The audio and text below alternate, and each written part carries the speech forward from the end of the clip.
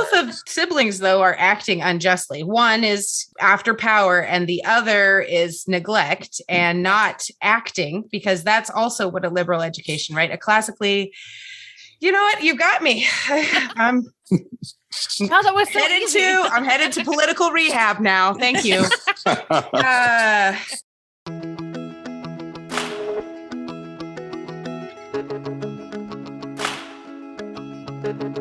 Welcome to Scholé Sisters, the podcast for the classical homeschooling mama who seeks to learn and grow while she's helping her children learn and grow. Scholé Sisters is a casual conversation about topics that matter to those of us in the trenches of classical homeschooling who yearn for something more than just checking boxes and getting it all done. I'm your host, Brandy Venzel. You can find me over at the Charlotte Mason Think Tank. Go to afterthoughtsblog.net/think tank to learn more. My co-host today is Abby Wall. Abby is basically the queen of the Scholé sistership. Abby is a country-living farmer, rancher, a loving wife, and mom of 5 who homeschools and reads whenever she can. Are you ready for this year's spring training? We are so excited to invite you to join us live for the Excellent Marxmanship Spring Training. This year's coach is the one and only Dr. Carl Trueman, professor of biblical and religious studies from Grove City College. Dr. Trueman is the author of the remarkable book, The Rise and Triumph of the Modern Self. We need to understand the times, so we can prepare our children, yes, but also so that we can be prepared to live counterculturally with confidence. Dr. Trueman is the perfect coach to help us understand how to navigate these strange cultural waters. Just go to scholesisters.com/true to register. Our guest today is Brett Stroud. Brett is the president of Providence Classical Academy in Bakersfield, California. He is a graduate of the Torrey Honors Institute, a great books program at Biola University, and of the Pepperdine University School of Law. The mission of Providence Classical Academy is to provide the children entrusted to its care with a liberal education grounded in the Christian scriptures and the Western tradition, with the goal of forming godly, virtuous, self-governing men and women. Today's episode is something of an intervention. It looked like Abby was going to abandon politics altogether, and so, naturally, I got a lawyer and came to the rescue. You will love not just that this worked, but how it worked. And so, without further ado, let's get to it. Let's start off with our Scholé every day. Abby, would you like to go first and show us how it's done? Sure. I would love to. We are reading, or actually, as a family, we are doing Taming of the Shrew. My daughter is taking a class with Angelina Stanford, and so their next literature pick is The Taming of the Shrew. And I actually, I know people don't like this, but I love this one. This is actually one of my favorites. Yes. And I know that's totally un-PC, and I don't care because I absolutely love it for many, many reasons. But we did the first act on Monday, and I found a really good option to watch it being performed. And so the kids and I have been watching it, but I've been reading along with it because I just love it. And then I just ended up reading a couple more acts on my own. So nice. Because I just enjoy it so much. So it's been delightful. It's hilarious. Shakespearean words are just his word and language use is phenomenal. I just see such a redemptive story in this and how they civilize one another, how they're pretty horrible in the beginning, but it becomes such a beautiful story, I think. And I know everyone likes Much Ado About Nothing, like Benedict and Beatrice, but I really love Kate. So. I haven't read that in a while, but when I read it aloud when my kids were little, like my youngest, who is 13, was probably, I don't know, he was like 4 or 5, but it was hilarious because he started calling his sisters the shrews for a while. It was great. They didn't appreciate it, but I got a kick out of it. So, well, and every once in a while I'll stop and I was like, well, you know what's happening right now? And I'll try to explain. They're like, Mom, we already know what's going on. I'm like, sorry, just totally getting in the way right here. And I shouldn't have been. But we've had some good discussions. And then yesterday and today, they're like, can we watch some more? Can we do some more Taming of the Shrew? So my kids, my family does love Shakespeare, though. That's great. It is. That's great. Well, Brett, what about you? What do you got for us? Well, I've been told and I've observed from listening to the podcast that I'm allowed to bend the rules a little and have That's two. right. So I'm just going to go for it. They're fake rules, really. It's good to have them so you can break them, right? That's right. That's right. We were just talking about Shakespeare. That's the whole point, right? That's right. Mm-hmm. So the first one I would give you is I revisited a book this year, Ideas Have Consequences by Richard Weaver. It was published back in 1948. It's kind of one of the key texts of the conservative Renaissance in America. It starts out with an introduction to the problem of nominalism, the rejection of realistic metaphysics, that kind of Platonic Aristotelian synthesis that has been the core of the Christian tradition. What happened when we rejected that in what now became known as the modern era? And he traces it into every area you can imagine, and some you probably can't. You know, he goes well beyond philosophy and religion and into what it's done to art and music and politics and culture and our perception of ourselves. It's just delightful. And Weaver is such a curmudgeonly Southern gentleman scholar. It's just an interesting character. So highly recommend. I read that book when it's been a long time. It's been over 10 years. Misty and I read it in a book club years ago. But what I remember about it is that he lost me with his examples at the end. It all hung together. And then I felt like, I don't know, maybe there was some strategy I wasn't seeing, but I felt like, why did he choose that? Just and there's random collection of things to me at the end. I know he was trying to work out his ideas, but I don't know. I didn't follow. I'm telling you. And there is a downside in it that at some point, I think he does start trying to explain everything with one idea. I think the thesis of the book carries too far. And at the end, the examples get a little less persuasive as he gets nearer the end. So I think that's right. I brought it with me to this doctor appointment one time. And I remember the doctor looking at me and she was like, "So what are you reading?" And she'd already looked at the cover, and what's the book about? And I think I was kind of like postpartum brain fog. And I was like, well, it's about how, ideas, they have consequences. And she's like, okay. So one of my more impressive moments. So what's your second book, since you have two? So this is I guess I'm cheating again because it's not just one book. It's actually a practice I'm trying this year that I want to recommend to people because it's already being very enjoyable. Anarchy right here. Woo! Just throwing it all out the window, Brett.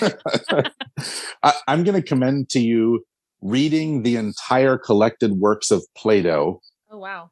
As quickly and shallowly as you can. I like this. I like this plan.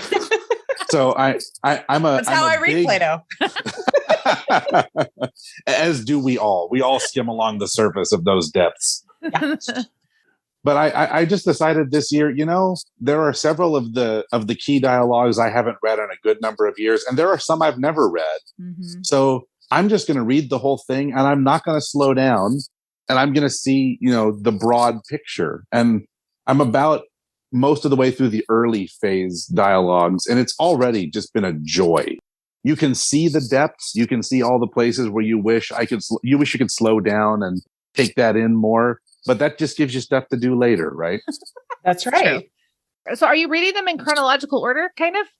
I'm reading them in the order of the big red book, the collected works edited by Jowett. Okay. Good old Jowett. I think that's meant to be roughly chronological, but I'm not sure if it is. Yeah. Well, I'm sure we don't know exactly, but yeah, I can't. Certainly. I mean, where was he dating at the top right-hand corner? I mean, yeah. Right next to his name. Yeah. Right. And what class he was in. And what subject he's going to be turning it in for. Yeah. No. It must have been fascinating to see him counting down to Christ. Well, I wonder if he had to put the little star next to the ones he may not have written, or if they did that for him. Right? Yeah, really. Well, right. Mine. Oh, go ahead. I was going to say, what are you reading, Brandy? Okay. I'm reading a couple of Plutarch's Lives right now because I'm reading Aegis. Me too. Yeah, really. With Abby and the rest of the sistership, I'm reading Aegis and Cleomenes because we're doing that as part of our Excellent Marxmanship study, which is reading through a life of Plutarch and then Marx's Communist Manifesto and then Tinker's Hideous Strength all together. But I'm also reading the life that Plutarch wrote as parallel to Aegis and Cleomenes, which is called the Gracchi or the Gracchi, depending on how you say it. So Aegis and Cleomenes are Spartan kings, and the Gracchi are two brothers. So they are the sons of the famous Cornelia, who basically gave all her children for the Roman Empire. Sorry, I'm trying to figure out. Okay, so it's 2nd century BC. Okay. So they're not super separated. But anyway, he sees these as parallel because they do certain things that are very similar, like politically in how they handle their leadership. And I'm guessing in their ultimate failure in bringing about the reforms that they would like to bring about, because I know Aegis and Cleomenes failed in the end. And I'm assuming. Spoiler alert. Yeah. Yeah. Sorry, Abby. It's been a few thousand years, so I feel like I am protected against this accusation of spoiling. But it's just been so interesting because honestly, even though I've read tons of Plutarch, I've never bothered to read them as parallels, which is actually the way that Plutarch wrote them.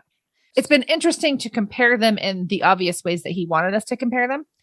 And I'm having a great time. What can I say? I really love Plutarch. So anyway, it's been a lot of fun. Yeah, we're also doing Numa Pompilius in my homeschool. So I'm also reading multiple names, which is the parallel live to Lycurgus. So. Oh, that's interesting. Yeah, because I am doing it the way you're supposed to do it. Unlike you, who have been avoiding this. How do you do this? Oh, because I have my own opinions. Mm-hmm. Like Brett, I'm an anarchist.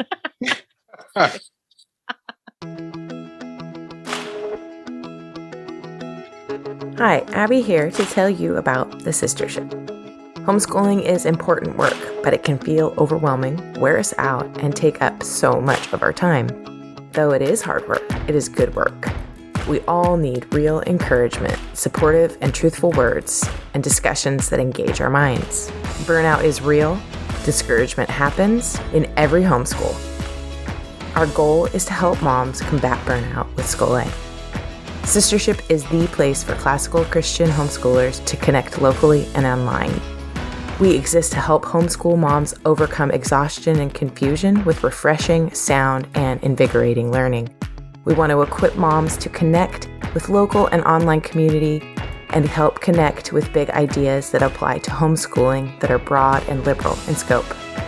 We strive to provide smart and stimulating content for the classical homeschooling mom. We won't waste anyone's time. Join today at schoolacisters.com/sistership for free. So with that said, we're going to transition to our topical discussion. And Abby, I've invited Brett here to help me do an intervention. Yeah. Because, dear listeners, Abby has told me that she wants to put her head in the sand and completely ignore politics because they distress her greatly. And I said no. True. Yeah. You can't do that and be classical. But she asked for sources and things, and I actually didn't have any. Yeah. I said, show me. I mean, other than I am a student of, Werner Jaeger's, right. His Paideia work. Yeah. His Paideia work. Yeah. So it's not that I am anti, being a good citizen and things like that. But I also think that so much of what is going on in today's world does not feel like politics. It just feels like drama. Well, and I don't have a lot of time for drama. Well, here's the thing. I think you're probably actually right about that. But I didn't have a source, but I do have a lawyer. Excellent. So I brought him here. So with that said, Brett, I really think the first question has got to be, how does politics fit in with this classical education project? Because Abby and I are both trying to classically educate students, and then you're the president of the board of a classical school. So does politics fit with all of this that we're trying to do? Well, the short answer is yes. So unfortunately, you're stuck with it, Abby. Yeah, I figured. But there's a longer answer that might make you feel better about being stuck with it. Okay. So make me feel better. This is what I need. This is going to be a bit of a therapy session. Yeah, exactly. Well, it is an intervention. So. It is. That's right. So when you ask where it fits, there's a sense in which you could say the whole project is political, if politics is rightly understood. Politics is one of the two branches of moral philosophy. The first branch is ethics, which governs how we should be, what we should do as individuals. But then you've got politics, which is the study of how we ought to live together. And that's in every context. You know, the way that you live together in your home is politics in this sense, as is the way we live together in the state. Now, at that broad level, quite a few things are political, as you can see. Yes. So we're gonna have to narrow our focus a little bit. And I want to talk about what we as Christian classical educators are about when we educate. It's a popular thing to say, and I understand the motivation for it. And it's even true in a certain sense that classical education or liberal education is done for its own sake. And while it's true insofar as it goes, I want to object because, as Brandy said, I'm a lawyer. We like to object. That's why we brought you here. If you define vocation correctly, classical education is vocational education. Because a vocation, from the Latin word meaning a calling, is actually a duty, a calling, an obligation to do something. And the Christian church has always understood that we as people have multiple different callings that come from God. And Martin Luther, characterized three of these as the three estates or the three institutions, depending on your translation, of the church, the state, and the family. And those are the arenas in which God has placed us to do good for our neighbor, to serve our neighbor. All three of those are political realms. You know, the church, the state, and the family are political, and the state is political in the narrower sense that can be so upsetting to us. Yes. Is this where Kuyper gets his idea of different spheres? It's definitely related. It's not as simple as he just has the same idea, but they're related. Okay. Kuyper's notion of the spheres is a little broader. You know, there are more spheres than just three. Right. And spheres have to do with, you know, relatively autonomous parts of the human experience that have their own governing principles. And it's sort of tied up in his German philosophical approach to politics.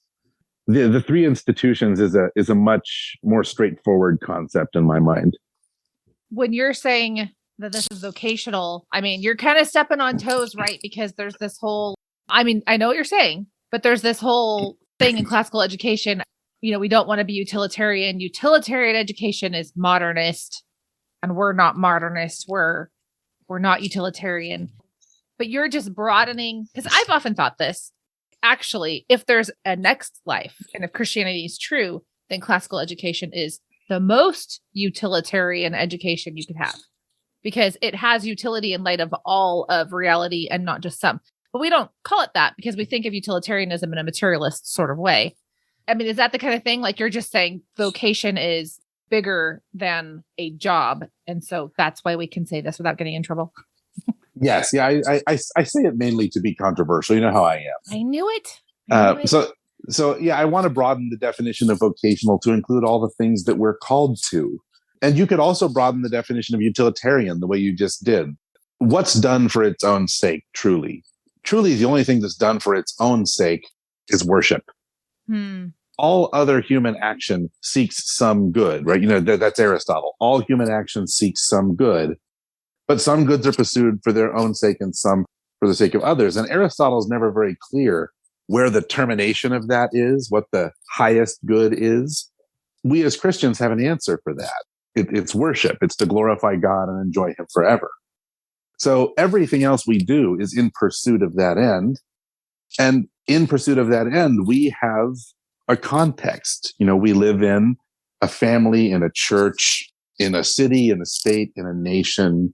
And in that context, we are serving God and our neighbor as the one whom God has called us to love in pursuit of that ultimate purpose. So politics is really a big part of how we do that.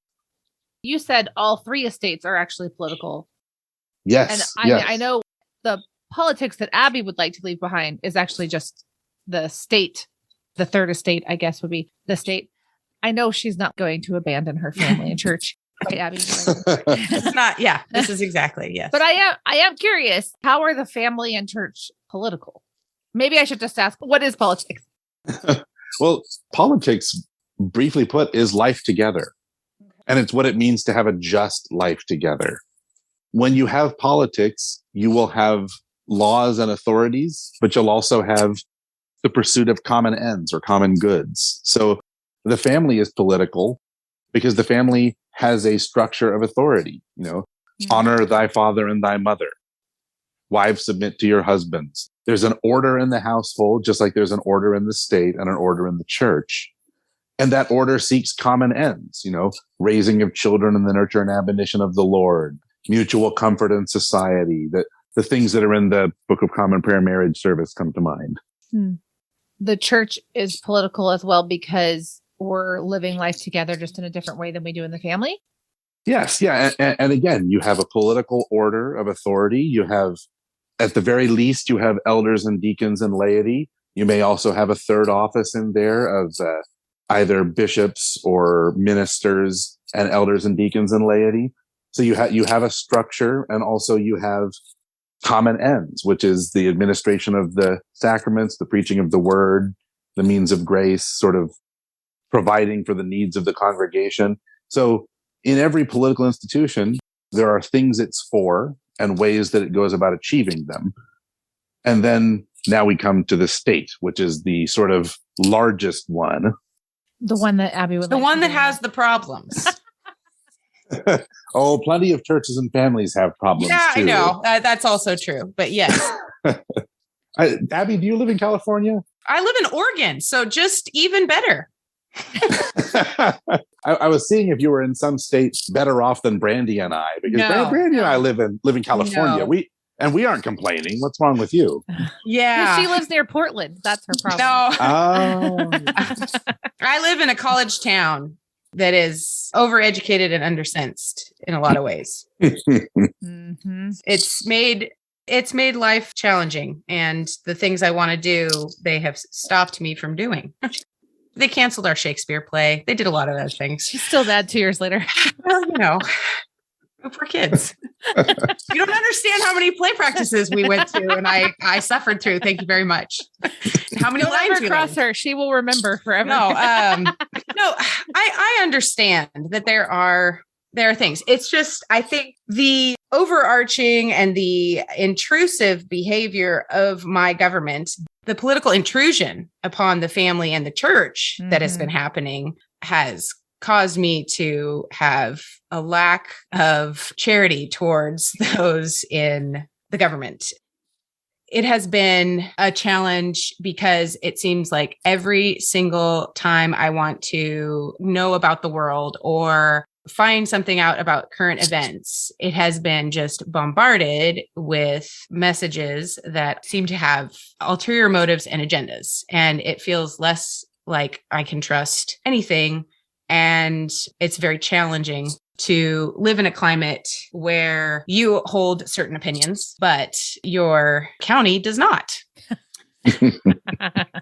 I see. That is difficult. We don't have that struggle here in Bakersfield. Our state may be crazy, but we live in an island of sanity here in Kern County. Word.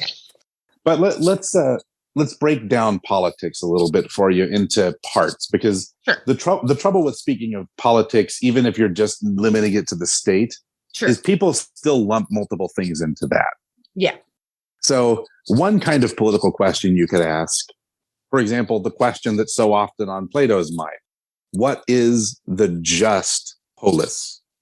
That's a big question, right? And that's the kind of question that you're engaged in philosophy at a pretty high level. And that's obviously key to what we do in classical education. You're not engaged in classical education if you aren't teaching Plato's Republic. You just aren't. And Plato's Republic is all about that question, and that's a political question. But then there's a lesser order of things that you might have more in mind. I told you there's a structure of authority in every political institution. Well, we have to decide, who's going to be the president, the senators, the councilmen, the dog catchers. There's all these offices that need to be filled. Right.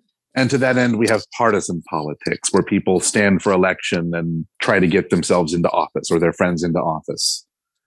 So that's a sort of more in the trenches thing than the big question of justice. And then you can go even sort of a step removed from that into the realm of what sociologists call public opinion, which is this public conversation we have about political issues and what we should all think about them, so as to drive the results of those elections. So there's kind of three separate things there that all go under the name politics. Which one upsets you, I guess is my question. The one where I couldn't go to my gym anymore. Okay, so at that point, we're talking about the exercise of political authority and the laws that are made or orders that are given. Yes. And I would also say that your distinctions remind me of the partisan opinion, right? Partisan and opinion. And did you say there was another one? I'm sorry. Well, you could say philosophical politics. Philosophical. Okay. So I definitely think partisan, but I would also argue opinion. Those are the two that confront me the most, where I don't want to, I just don't want to read the news or watch anything because of that. And I'm already off social media because that was a quick decision early on because it was very eye-opening. And I had to just completely disengage and erase all of my accounts. It's probably one of the most spiritually healthy things you've done. Yeah. No, it was much better for me. I could not. Yeah. The prayer list was too big for after being on social media for a few minutes. So I had to stop well, it's been over a year now. Well, let's talk about this then. So since that's what's mostly got you exercised, the bad decisions that politicians have made in the last couple of years about specific policies, we could be tempted to focus only on the big questions, the what is justice sort of questions. I came prepared to give you a classical source for different kinds of problems you might be having. Excellent. Brandy mentioned you all like the great books and wanted to talk about those. That's yes. Right. So since Brandy has afflicted me with the knowledge of the practice of narration, and now I have to rethink my whole view of the world. Excellent. Which, by the way, has been a delight the last year or two, getting to know Brandy and learning so much about Charlotte Mason, whose existence I vaguely knew of a few years ago, but now I'm really enjoying her. Yeah, Let's do a narration. Win in points, Brett. That's right. Let's do a little narration then. So how recently have we read The Tempest by Shakespeare? Oh, it's been a couple years for me. Me too. So we've got Prospero, who's this magus of sorts, exiled on this island. How did he come to be there? I don't know. I'm only thinking of the shipwreck. So that's how everybody else gets there. Yeah. And this is often an overlooked part of the story. And I think that by understanding what happened before the play opens, you'll get the point of the whole play.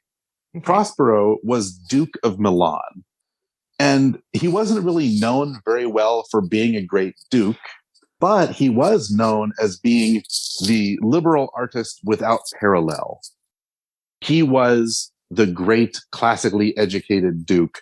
But basically that meant that he formally was the duke, but spent all of his time in his study with his books. He kind of abdicated, right? He did. In the sense of not actually doing his job. He did. And he kind of buried himself in his study, and someone had to actually run Milan. So he tasked his brother Antonio with doing that. And Antonio took advantage of that day-to-day running of the city to position all of his friends in public office, to make lots of favors that people owed him, and eventually decided that he had the power and the chutzpah to oust his brother. So Prospero read himself out of a dukedom by hiding in his study and focusing on the liberal arts. Now, the danger of us retreating from partisan politics or even the battle for public opinion and just focusing on the big questions and these noble ideas is that someone has to run the country.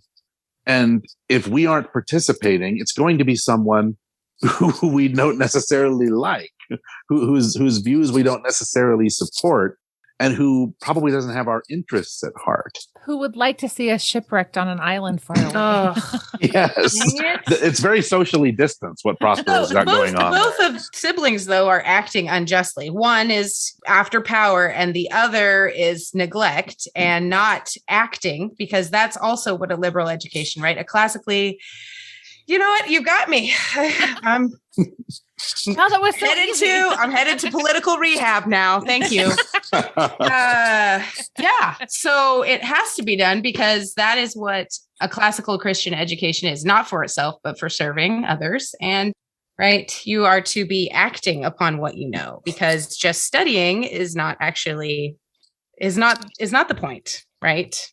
It has to form you as a person, and your character, how you lead, how you engage in the world. Yeah. That's a good example. And you could do worse in terms of political rehabs than reading The Tempest. That's right. Because a big part of the plot is bookended. At the beginning or before the beginning, Prospero reads himself into exile. Mm-hmm.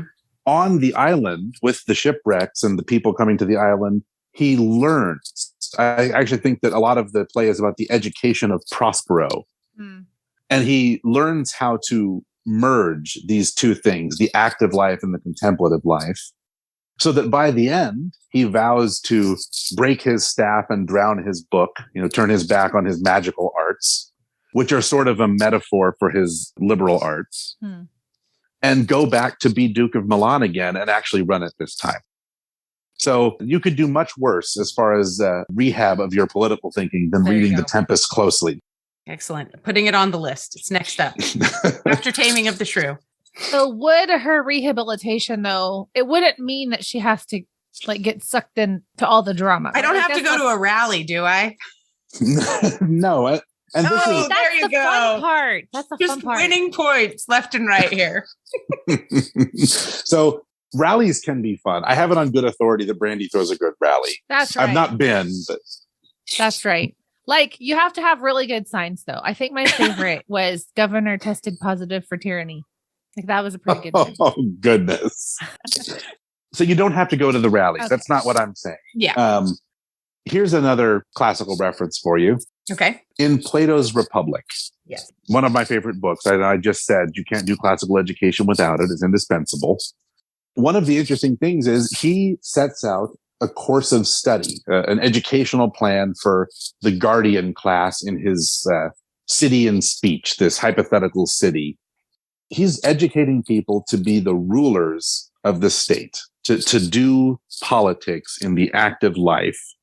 And nowhere in that curriculum is the study of politics. In fact, it emphasizes the study of music and mathematics and logic and rhetoric. Not rhetoric, sorry. Dialectic. Mm-hmm. And that's the best preparation in Plato's mind for the political life. So it's kind of a paradox. By focusing on the day-to-day ins and outs of politics, you will miss the important points. But the purpose of your pursuing those higher things is to engage with those day-to-day things. So the active life and contemplative life is a theme in a lot of the great books. We need both. And we need both not only in society. So, for example, there should be at all times centers of liberal learning, colleges and schools whose daily business is to do the first things, the profound things, and not to get involved in partisan disputes.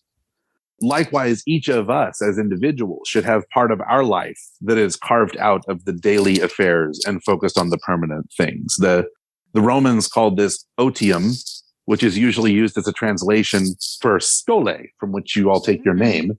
I was going to say, it's almost like we need skole every day or something. I think that's probably good. You should go for every day. You can make a thing out of that, actually. We could, totally. Yeah. There's always this tension or oscillation between otium and the opposite, which is negotium, where we get negotiation. It's the Latin word for business. You're always going to have a part of your life that is just doing the daily business of life, which is heavily political, whether it's the politics of the church, the state, or the family, you're just going to be involved in decisions about who should be in charge, what should be the policies, what should be the rules. And that's just part of life. And ultimately, it's an arena in which we serve our neighbor.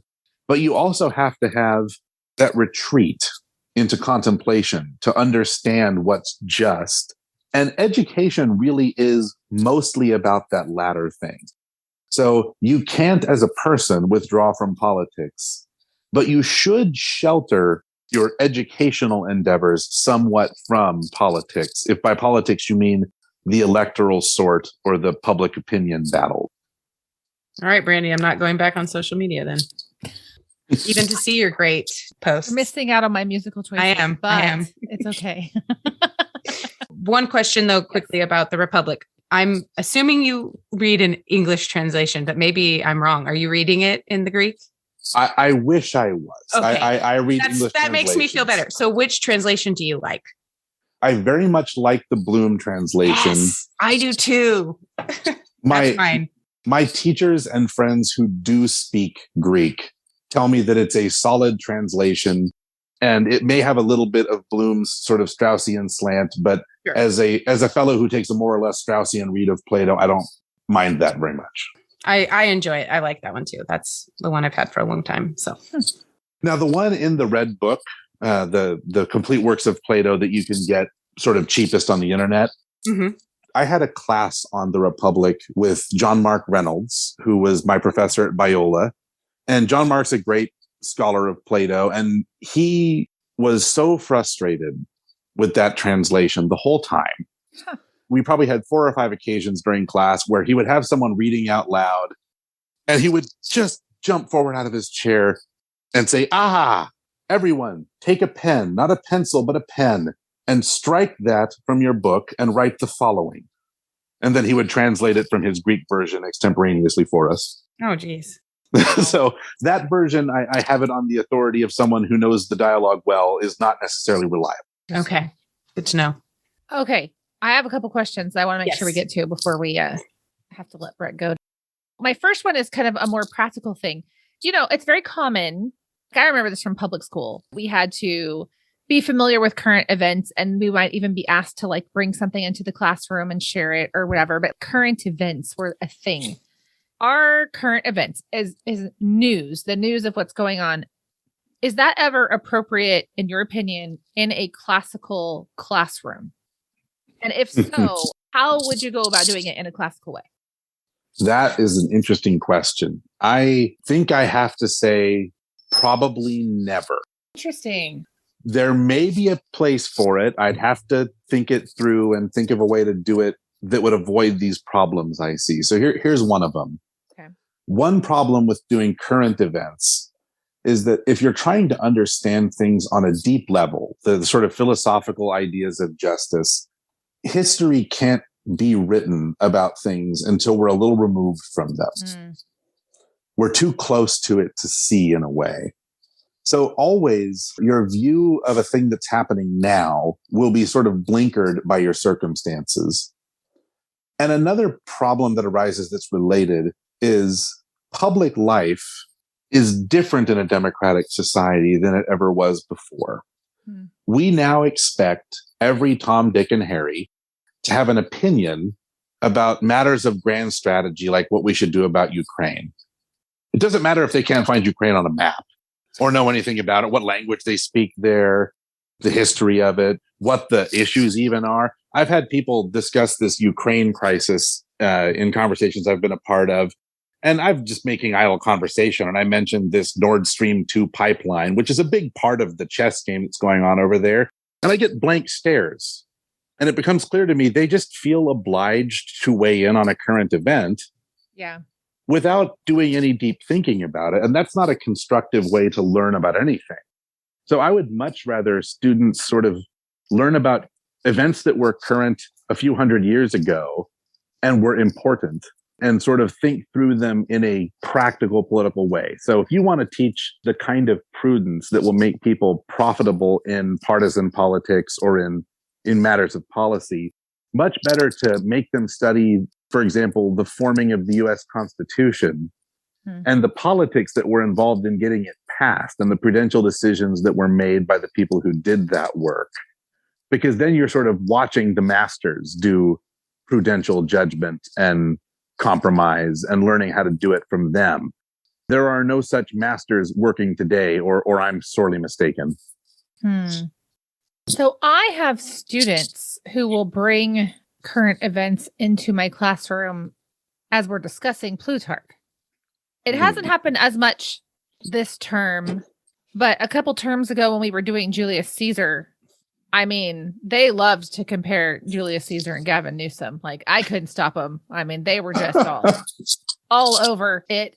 Is that, that is an affront to Julius Caesar. Yeah, I agree. But he did have his moments, and it was usually in those moments that Gavin Newsom would come to mind. And of course, my own kids, because I do like politics, they get a little tired of me, Abby. So I know. So a couple of my kids were like, "Mom, why do we have to have politics?" And I mean, but it's like I'm not bringing it up. They were bringing it up. So, do you think that's a little bit different when the students are just kind of connecting things to the world around them and experimenting with their comparisons and stuff versus, I mean, it's not like I sent an assignment saying, read the news and bring an event or whatever. We were reading Life of Julius Caesar and it just happened. Yeah, that's different. And I think there is a danger there you need to steer clear of, but ultimately it's going to be a good practice. So the difference is you're still working with a text that has the qualities you want in a core text. Yeah. I'll tell you, the New York Times isn't such a text. Yes, that is so true. Yeah. And the difference is this. Plutarch, especially, as a good example, Plutarch is writing with the purpose of engaging with these ideas of justice and sort of the most important matters of political life in a way that will inform you and train your reason. He's trying to educate you. The problem with current events discourse is that modern media has long ceased to be about educating you. Mm-hmm. And this problem actually goes back as far as probably 200 years. But I'm going to say an important moment was after World War II. Sort of the science of public relations came to be, and the shift was rapid and has been ongoing. So Weaver goes into this whole discussion, and ideas have consequences, which we were talking about earlier. He makes an analogy of what he calls the stereopticon, which is an old-fashioned word for projector. He describes the whole media complex as this great stereopticon that projects an image of the world that we're trained to laugh at the right times and cry at the right times. And it's sort of trying to get reactions out of us to control our behavior. Mind you, he's writing in 1948. He's not talking about modern television or even further remote social media. Right. The problem has only developed since then. So if you want to have that intelligent political conversation and Plutarch is your jumping off point, that's well and good, because you're not taking propaganda and trying to use it as the basis for a discussion. Right. Is engagement with politics, and we could talk about what it would look like ideally, but is engagement with politics a moral imperative? I think yes. I think it's a moral imperative to engage in politics rightly understood for a couple of reasons. One, again, if we're defining politics as broadly as I did earlier, you cannot avoid it unless you become a hermit locked in a cell. Yeah, at which point, still someone has to bring you food. So you still have some sort of political arrangement. Right. It's just that, someone works for you, more or less. But you're unavoidably going to have political arrangements. You need to try to make them just for the benefit of the other people involved. And that includes your family, it includes your church, and it does include your state. Now, moving the needle on something as big as your state is a little harder than changing the culture of, for example, your family. Yeah. And there's sort of a paradox here that the best way to engage in politics at the largest level, the state, is actually to first engage in it at that narrowest level and work out from there. So I'm going to bring another classical reference in for you, but I'm going to search further afield. I'm going to pull in an Eastern classic rather than a Western one. Okay. if you want to dip your toe in the Eastern classics, which is increasingly popular in classical ed circles, you cannot do better, in my ill-informed opinion, than Confucius. Oh. So Confucius, there is an important work of Confucius known as the Great Learning or the Great Teaching. And it's one of the core things that Confucius taught. It's kind of this neat little chiastic poem. So I can't give you the actual words of it from memory without butchering it. So I won't try. But the message of the poem is basically great men who wanted to bring order to their state first found they had to bring order to their county, let's say. And before they could do that, they had to bring order to their own family. And to bring order to their own family, they really found they had to bring order to themselves and their own minds. And for that, you must turn to, and the translation I always see is the investigation of things or the rectification of names. You need to understand those basic principles of what's just. But then, following the chiasm back out, Confucius says, knowledge being complete, the soul is in proper balance. The soul being in proper balance, the family then can be on and on back up to the state. So paradoxically, the best way to serve your neighbor in the state is to start by ordering your own house well. And by your own house, I also mean your own soul. But then you have to engage. We pursue otium liberale, that liberal leisure that classical education is centered on. But ultimately, we need to go back out into the world to serve God and our neighbor in the vocations that God has given us, including citizenship. Well, and that was very much biblical as well, because just as the elders and deacons had requirements for their own houses and their own families, that is the biblical model, right? If you don't have your house in order, you can't possibly lead in the church and in your community because it's disordered. That's actually really interesting when you think about it, because I've heard so many people argue that when someone's running for office, you shouldn't look at the state of their family or the kinds of children they have raised or whatever. Anyway, it's just kind of an interesting thing to me that Confucius is, it seems like he would be able to produce that as evidence of whether or not you're fit to lead, right? So it's interesting. I think so. And I think Abby's right that the scriptures sort of indicate that as well in the qualifications for church office. And this also is a tension in the politically conservative movement today, which overlaps heavily with our circles, because we had a presidential candidate who won an election back in 2016, whose private life, let's say, is not exemplary. I have had a lot of discussions with people about whether you should support a candidate for public office whose private life is ordered in that way or disordered in that way. Mm-hmm. And obviously 2016 was complicated. To use an analogy from classical history, it's like you were told that we're having an election. You can either vote for Caesar or Catiline. Those are your two choices. And you're going to sort of mince the private life of one of them as why you won't vote for them. You're stuck between the proverbial rock and hard place. And there's a lot of prudence in that. But if you have a choice, should you be supporting for public office someone with that kind of a disordered private life? I think Confucius and Paul and Plato would all say that's a terrible idea. Right. Well, I'm thinking especially if we're not choosing, like I get to choose anything, but the idea that politics starts at the local level, which you already kind of covered. And so when we're thinking about how a lot of the time, if not presidents, because lots of times presidents, at least these days, come from very wealthy families and that kind of, but our representatives and our senators tend to have worked their ways up from smaller offices. So when we're choosing people to run for county supervisor or mayor or whatever, lots of times that's a stepping stone for someone's political career or whatever. And it seems to me like that's when we have the biggest opportunity to stop it, is when we're helping people start off politically.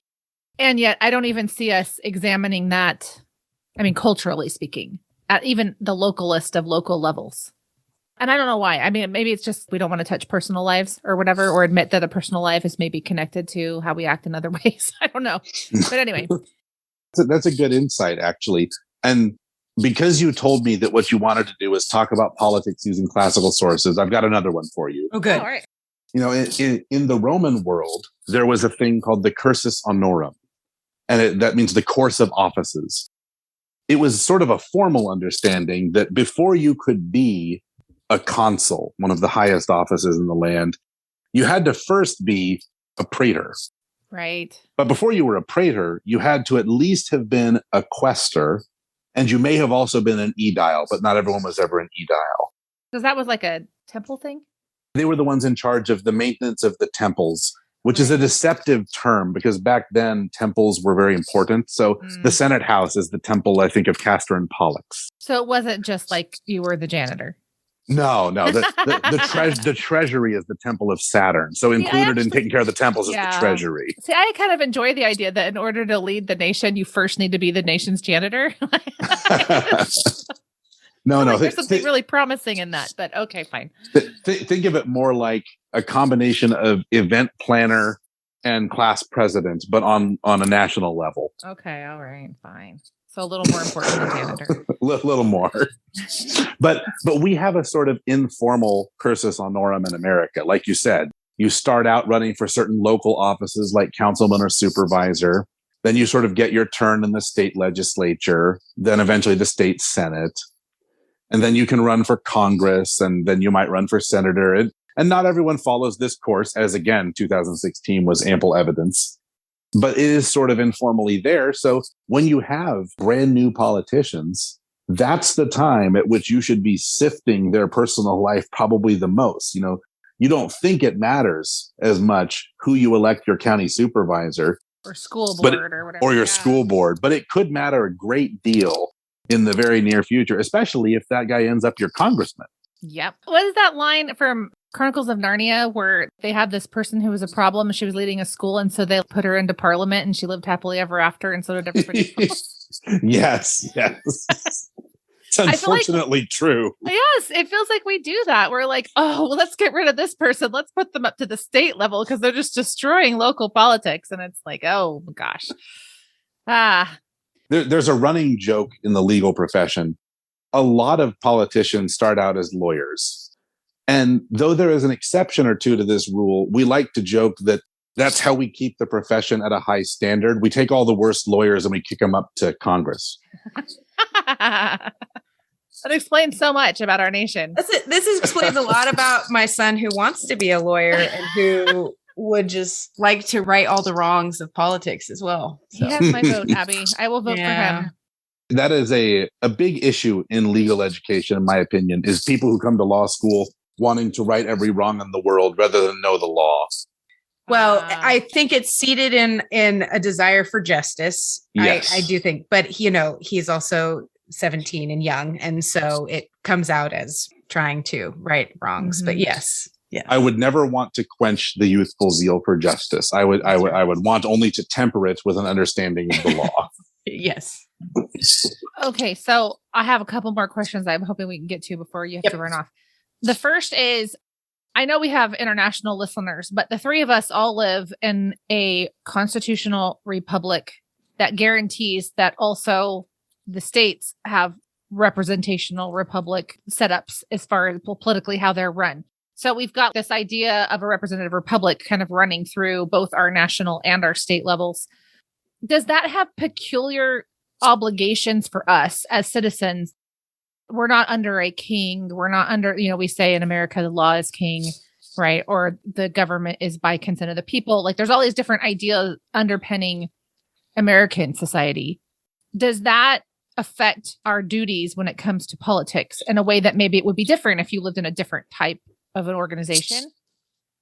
That's an excellent question. And I think it does. And I think that we need to do some reflection on that, actually, particularly in the church. I think that we've seen in the last couple of years that, unfortunately, the teaching of how to engage politically among Christians has not been very good. Romans 13, Brett, you're not supposed to do anything other than blind obedience. And there's your, what you were just saying. Mm-hmm.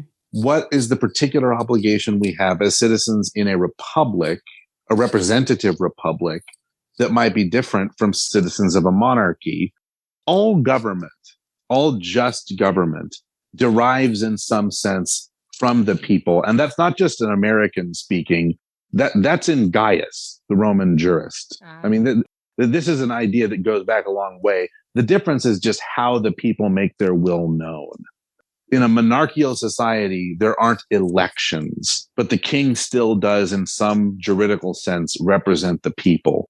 Now, in our society, we do this rather directly, and that does impose an obligation on us. So in Romans 13, submit to the governing authorities. Well, if you're a citizen in a republic, which side of that equation are you on? Are you one of the governing authorities or one of the people who should submit to it? Yes.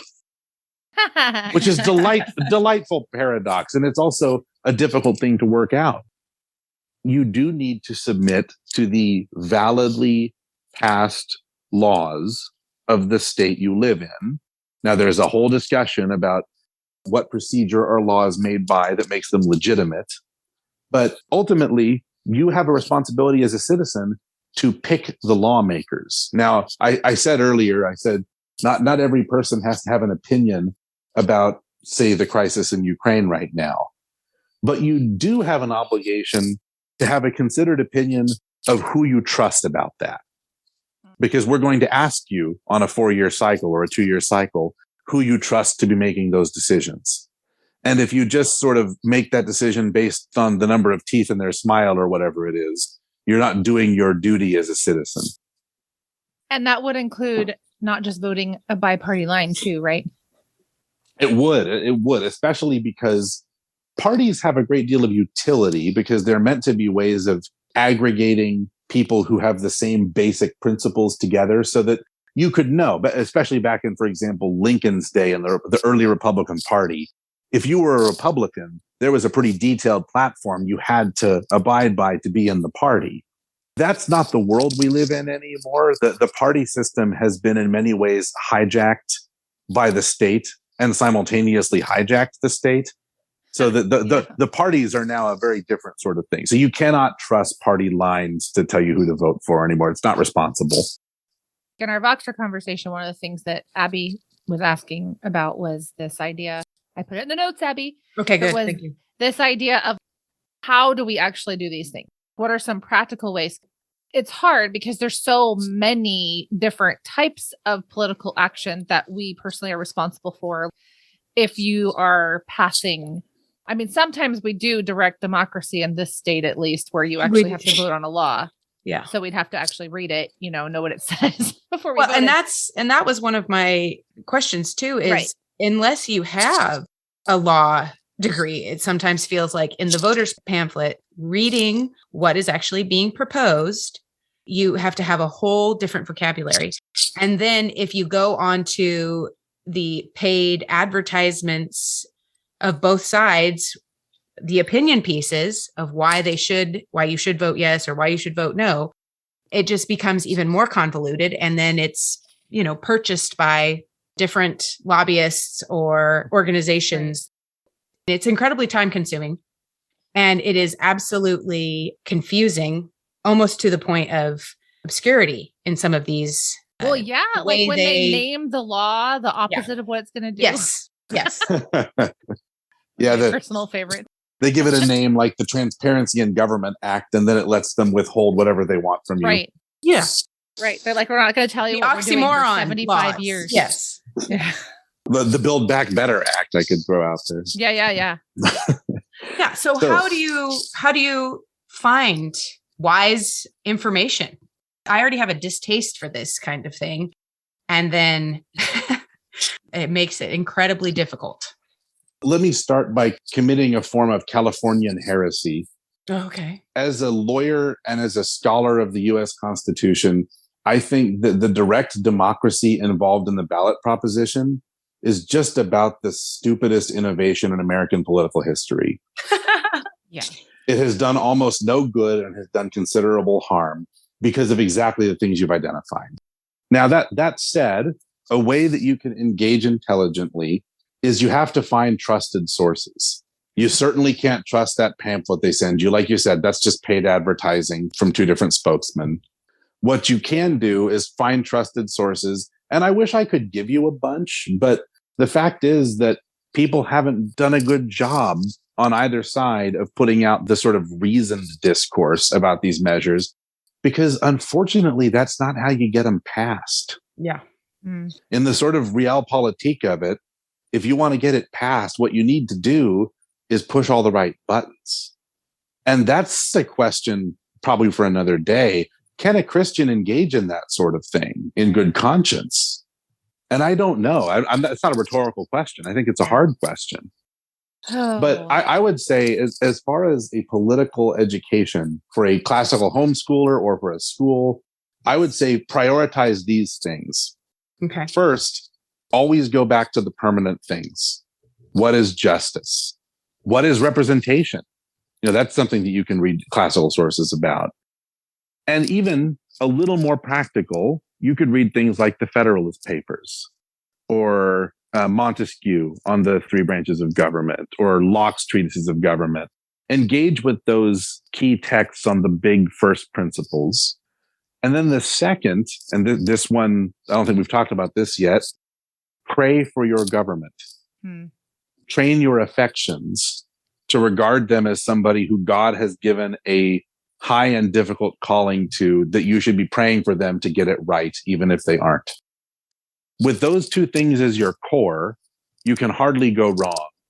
But if you wanted to do something a little more practical, I do think it would be a profitable exercise for students who are already somewhat trained in the liberal arts. So we're talking about older high school students or college students, to pick a political issue and actually become informed about it.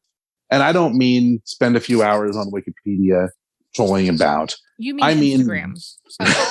Yeah, you got to get the video out. Instagram's so old. It's TikTok now. That's right. You're out of date on your social media, Brandy. How could You're I? the most up to date on this call about social media, and yet you're out of date. We're just a sorry display, aren't we? But I mean, try to become actually informed, if only to see how difficult it is. So that the next time they feel tempted to spout off an opinion about something they know nothing about, they might pause and say, oh, it took me a long time to become knowledgeable about this other thing. Maybe I don't know much about Ukraine. Yeah, that's a really good point. Yep. I have a student who should practice that. We should all practice that more than we do. Yes. Well, we're going to have to wrap this up. And I'm really sad because this is a great discussion. Yeah. This has been great fun. Thank you so much, Brett, for your time and your obvious evangelizing of this subject, I guess. Yeah. I won't say I'll be joining any rallies, but I've had a chance to repent of my former distaste and will try and amend my ways. That's it for today. Thank you so much for listening and being a part of the sisterhood of the podcast. Make sure you're following us in your favorite podcast player so that you don't miss any of our upcoming episodes. All of the books and things mentioned in today's episode are linked in our show notes. Just go to scolesisters.com/SS104 to check it out. Don't forget to sign up for the Excellent Marksmanship Spring Training with Dr. Carl Trueman. You will not want to miss this. It's going to be so good. Just go to scolesisters.com/true. That's scolesisters.com/TRUE to register.